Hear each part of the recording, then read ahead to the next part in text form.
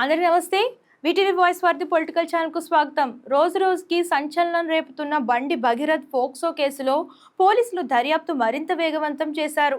ఈ కేసులో ఇప్పుడు భగీరథ్ స్నేహితుల వాంగ్మూలాలే కీలకంగా మారాయి. ఇప్పటికే 3 యువతలు సహా దాదాపు 10 మందిని పోలీసులు విచారించినట్లు సమాచారం. సోమవారం కూడా పలువురిని గంటల పాటు ప్రశ్నించి స్టేట్మెంట్ రికార్డు చేశారు. బాధితురాలి తల్లి చేసిన ఆరోపణలు కేసును మరింత సీరియస్గా మార్చాయి.